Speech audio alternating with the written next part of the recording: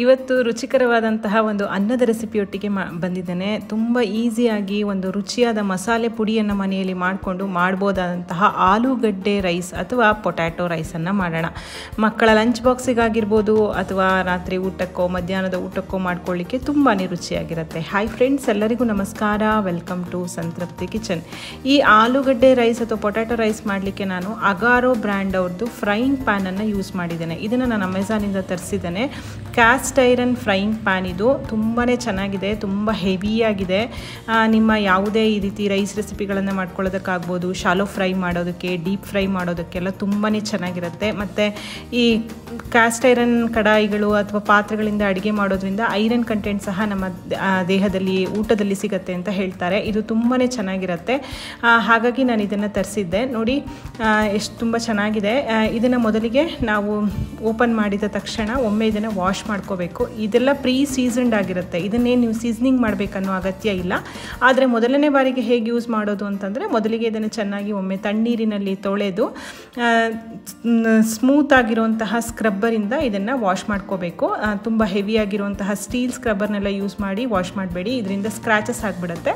ಹಾಗಾಗಿ ಈ ರೀತಿ ಒಮ್ಮೆ ಇದನ್ನ ನಾವು ಯಾವ ಪಾತ್ರೆ ಎಲ್ಲ ತೊಳಿಲಿಕ್ಕೆ ಯಾವ ಲಿಕ್ವಿಡ್ ಅಥವಾ ಸೋಪನ್ನು ಯೂಸ್ ಮಾಡ್ತೀವೋ ಅದರಲ್ಲೇ ಇದನ್ನು ಚೆನ್ನಾಗಿ ತೊಳೆದು ಒಣ ಬಟ್ಟೆಯಲ್ಲಿ ಒರೆಸ್ಕೋಬೇಕು. ನಿಮಗೆ ಗೊತ್ತಿರೋ ಹಾಗೆ ಇದು ಕಬ್ಬಿಣದಾಗಿರೋದ್ರಿಂದ ತುಕ್ಕು ಹಿಡಿದು ಬಿಡುತ್ತೆ. ನೀರಿನ ಅಂಶ ಇದ್ದರೆ ನಮ್ಮ ಮೇಲ್ಮೇಲೆ ಆ ಕೆಂಪು ಮಾರ್ಕ್ ಬಂದುಬಿಡುತ್ತೆ. ಹಾಗಾಗಿ ಒಮ್ಮೆ ಇದನ್ನು ಚೆನ್ನಾಗಿ ತೊಳೆದ ಮೇಲೆ ಒಣ ಬಟ್ಟೆಯಲ್ಲಿ ಒರೆಸಿ ಸ್ವಲ್ಪ ಎಣ್ಣೆಯನ್ನು ಸವರಿ ಇಟ್ಕೋಬೇಕು. ಹೀಗೆ ಎಣ್ಣೆಯನ್ನು ಸವರಿ ಸ್ವಲ್ಪ ಬಿಸಿ ಮಾಡೋದ್ರಿಂದ ಏನಾಗುತ್ತೆ, ಅದು ಸೀಸನಿಂಗ್ ಆಗುತ್ತೆ. ಆದರೆ ಇದು ಸೀಸನಿಂಗ್ ಮಾಡೋಂಥ ಅಗತ್ಯ ಇಲ್ಲ. ನಾನು ಆಗಲೇ ಹೇಳಿದ ಹಾಗೆ ಇದೆಲ್ಲ ಪ್ರೀ ಸೀಸನ್ಡ್ ಆಗಿರೋದ್ರಿಂದ ಯಾವುದೇ ಭಯ ಇಲ್ಲದೆ ಆರಾಮಾಗಿ ಮೊದಲನೇ ಬಾರಿಗೆ ಈ ರೀತಿ ಒಮ್ಮೆ ವಾಶ್ ಮಾಡಿ ಚೂರು ಎಣ್ಣೆಯನ್ನು ಮೇಲೆ ಕೆಳಗೆ ಪಾತ್ರೆ ಮೇಲೆ ಮತ್ತು ಅಡಿಯ ಭಾಗದಲ್ಲಿ ಮತ್ತು ಹಿಡಿಕೆಗೆ ಎಲ್ಲದಕ್ಕೂ ಸಹ ಎಣ್ಣೆಯನ್ನು ಸವರಿ ಇಟ್ಕೊಳ್ಳೋದ್ರಿಂದ ಇದ್ರ ಮೇಲೊಂದು ನಾನ್ ಸ್ಟಿಕ್ಕಿ ಲೇಯರ್ ಬರುತ್ತೆ. ಹಾಗಾಗಿ ಅಡಿಗೆನೂ ತುಂಬ ರುಚಿಯಾಗೂ ಇರುತ್ತೆ ಮತ್ತು ನಮಗೆ ಮಾಡಿರೋಂತಹ ಅಡಿಗೆ ಅಡಿಯಲ್ಲಿ ಹಿಡ್ಕೊಳ್ಳೋದಿಲ್ಲ, ಪಾತ್ರೆಗೆ ಕಚ್ಕೊಳ್ಳೋದು ಅಂತ ಏನು ಹೇಳ್ತಾರೆ ಆ ರೀತಿ ಆಗೋದಿಲ್ಲ.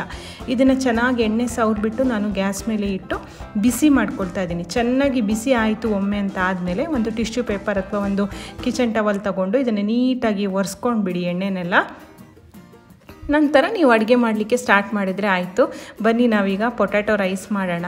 ಅದಕ್ಕೆ ಫ್ರೈಯಿಂಗ್ ಪ್ಯಾನಿಗೆ ನಾನು 2 ಚಮಚದಷ್ಟು ಕಡಲೆಬೇಳೆ ಹಾಕಿದ್ದೇನೆ, 2 ಚಮಚದಷ್ಟು ಉದ್ದಿನ ಬೇಳೆಯನ್ನು ಹಾಕ್ಕೊಳ್ತಾ ಇದ್ದೀನಿ, 3 ಚಮಚದಷ್ಟು ತೊಗರಿ ಬೇಳೆಯನ್ನು ಹಾಕೋತಾ ಇದ್ದೀನಿ. ಇದು ತುಂಬ ವಿಶೇಷ. ಇದರಲ್ಲಿ ಸಾಮಾನ್ಯವಾಗಿ ತೊಗರಿಬೇಳೆ ಯೂಸ್ ಮಾಡಲ್ಲ ಅಲ್ವಾ, ಹಾಕಿ ನೋಡಿ ತುಂಬ ಚೆನ್ನಾಗಿರುತ್ತೆ. 2 ಚಮಚದಷ್ಟು ಶೇಂಗಾ ಬೀಜವನ್ನು ಹಾಕ್ತಾ ಇದ್ದೀನಿ, ಒಂದು 1/4 ಚಮಚದಷ್ಟು ಕಾಳು ಮೆಣಸು. ನಾನು ವೈಟ್ ಪೆಪ್ಪರ್ ತೊಗೊಂಡಿದ್ದೀನಿ, ಬ್ಲ್ಯಾಕ್ ಪೆಪ್ಪರ್ ಇದ್ದರೆ ಅದನ್ನು ಬೇಕಾದ್ರೂ ಹಾಕ್ಬೋದು. 2 ತುಂಡಿನಷ್ಟು ಚಕ್ಕೆ, ಒಂದು 2 ಲವಂಗ, 3-4 ಬ್ಯಾಡಗಿ ಮೆಣಸಿನಕಾಯಿ. ಬ್ಯಾಡಗಿ ಜೊತೆ ಬೇಕಾದರೆ ಗುಂಟೂರನ್ನು ಹಾಕ್ಕೋಬೋದು. ಇದಿಷ್ಟನ್ನು ಹಾಕಿ ಒಳ್ಳೆ ಪರಿಮಳ ಬರಬೇಕು, ಬೇಳೆಕಾಳುಗಳೆಲ್ಲ ಬಣ್ಣ ಬದಲಾಗಬೇಕು.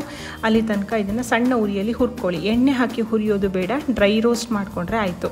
ನೋಡಿ ಕಡಲೆಬೇಳೆ, ಉದ್ದಿನಬೇಳೆ, ಶೇಂಗಾದೆಲ್ಲ ಬಣ್ಣ ಚೇಂಜ್ ಆಗಿದೆ. ಇಷ್ಟಾದಮೇಲೆ ಸ್ವಲ್ಪ ತಣ್ಣಗಾದಮೇಲೆ ಮಿಕ್ಸರ್ ಜಾರ್ಗೆ ಹಾಕ್ಕೊಳ್ಳಿ. ಇದಕ್ಕೆ ಒಂದು ಸಣ್ಣ ಚೂರಿನಷ್ಟು ಹುಣಸೆ ಹಣ್ಣನ್ನು ಸೇರಿಸ್ತಾ ಇದ್ದೀನಿ. ಇದು ಬಿಸಿಲಿನಲ್ಲಿ ಒಣಗಿ ಗರಿ ಆಗಿರೋದ್ರಿಂದ ಡೈರೆಕ್ಟಾಗಿ ಹಾಕ್ತಾ ಇದ್ದೀನಿ.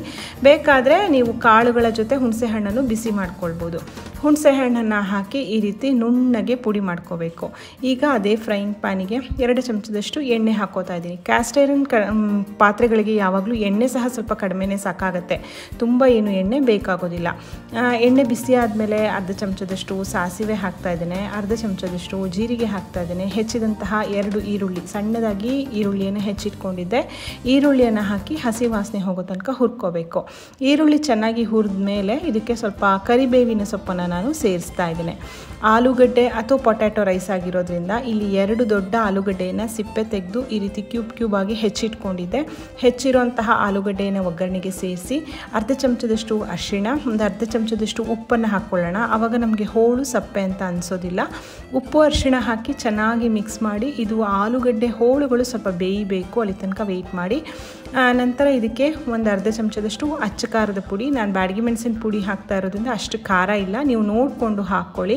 1/2 ಚಮಚದಷ್ಟು ಕೊತ್ತಂಬರಿ ಪುಡಿ ಅಥವಾ ಧನಿಯಾ ಪುಡಿಯನ್ನು ಸೇರಿಸ್ತಾ ಇದ್ದೀನಿ. ಇದಿಷ್ಟನ್ನು ಸೇರಿಸಿ ಚೆನ್ನಾಗಿ ಮಿಕ್ಸ್ ಮಾಡಬೇಕು. ನೋಡಿ, ನೀರನ್ನು ನಾವು ಹಾಕದೆ ಹೋದರೂ ಸಹ ಇದು ಒಂದು ಚೂರು ತಳ ಸಹ ಹಿಡ್ಕೊಂಡಿಲ್ಲ ಕ್ಯಾಸ್ಟ್ ಐರನ್ ಆಗಿರೋದ್ರಿಂದ. ಇದನ್ನು ಚೆನ್ನಾಗಿ ಮಿಕ್ಸ್ ಮಾಡಿಬಿಟ್ಟು 1-2 ಚಮಚದಷ್ಟು ನೀರನ್ನು ಚಿಮ್ಕಿಸ್ಕೊಳ್ತಾ ಇದ್ದೀನಿ. ತುಂಬ ನೀರು ಹಾಕೋದು ಬೇಡ. ಆಲೂಗಡ್ಡೆ ಹೋಳುಗಳು ಬೇಯಲಿಕ್ಕೆ ಅವಶ್ಯಕತೆ ಇರೋಷ್ಟು ನೀರನ್ನು ಹಾಕಿ ಚೆನ್ನಾಗಿ ಮಿಕ್ಸ್ ಮಾಡಿ, ನೀರೆಲ್ಲ ಆರಿದ ಮೇಲೆ ನೋಡಿ ಆಲೂಗಡ್ಡೆ ಹೋಳು ಚೆನ್ನಾಗಿ ಬೆಂದಿದೆ ಅಂತ ಆದಮೇಲೆ ಇಲ್ಲಿ 1 ಕಪ್ಪಿನಷ್ಟು ಅನ್ನವನ್ನು ಉದುರುದ್ರಾಗಿ ಮಾಡಿಟ್ಕೊಂಡಿದ್ದೆ. ನಾನು ಬಾಸ್ಮತಿ ರೈಸನ್ನು ಅಕ್ಕಿಯನ್ನು ಅನ್ನ ಮಾಡಿಟ್ಕೊಂಡಿದ್ದೇನೆ. ನೀವು ನಾರ್ಮಲ್ ಸೋನಾ ಮೊಸರಿ ಅಕ್ಕಿಯನ್ನು ಬೇಕಾದ್ರೂ ಹಾಕೋಬೋದು, ತೊಂದರೆ ಇಲ್ಲ. ಆದಷ್ಟು ಉದುರುದ್ರಾಗಿ ಮಾಡ್ಕೊಳ್ಳಿ. ನಂತರ ನಾವು ಮಾಡಿದಂತಹ ಪುಡಿ ಏನಿದೆ ಅದನ್ನು 3 ಚಮಚದಷ್ಟು ಹಾಕೋತಾ ಇದ್ದೀನಿ. ಎಷ್ಟು ಅನ್ನವನ್ನು ಹಾಕ್ಕೊಂಡಿದ್ದೀರಾ ಅನ್ನೋದ್ರ ಮೇಲೆ ಪುಡಿಯನ್ನು ಡಿಸೈಡ್ ಮಾಡ್ಕೋಬೇಕು. ನಂತರ ರುಚಿಗೆ ತಕ್ಕಷ್ಟು ಉಪ್ಪನ್ನು ಹಾಕ್ಕೊಂಡು ಇದನ್ನು ಚೆನ್ನಾಗಿ ಮಿಕ್ಸ್ ಮಾಡ್ಕೊಳ್ಳೋದು. ಬಾಸ್ಮತಿ ಅಕ್ಕಿ ಆಗಿರೋದ್ರಿಂದ ಸ್ವಲ್ಪ ಜೆಂಟಲಾಗಿ ಮಿಕ್ಸ್ ಮಾಡಿ, ಬೇಗ ಒಡೆದು ಹೋಗುವಂಥ ಚಾನ್ಸಸ್ ಇರುತ್ತೆ. ಹಾಗಾಗಿ ಒಗ್ಗರಣೆಗೆ ಅನ್ನಕ್ಕೆ ಪುಡಿ ಮಾಡಿರೋಂತಹ ಒಗ್ಗರಣೆ, ಆಲೂಗಡ್ಡೆ ಮಿಶ್ರಣ ಎಲ್ಲ ಚೆನ್ನಾಗಿ ಮಿಕ್ಸ್ ಆಗಬೇಕು. ಅಲ್ಲಿ ತನಕ ಈ ರೀತಿ ನಿಧಾನವಾಗಿ ಮಿಕ್ಸ್ ಮಾಡಿ ಸಣ್ಣದಾಗಿ ಹೆಚ್ಚಿರುವಂತಹ ಕೊತ್ತಂಬರಿ ಸೊಪ್ಪನ್ನು ಹಾಕಿಬಿಟ್ರೆ ರುಚಿಯಾಗಿರುವಂತಹ ಆಲೂಗಡ್ಡೆ ರೈಸ್ ಅಥವಾ ಪೊಟ್ಯಾಟೊ ರೈಸ್ ತಯಾರಾಗಿಬಿಡುತ್ತೆ.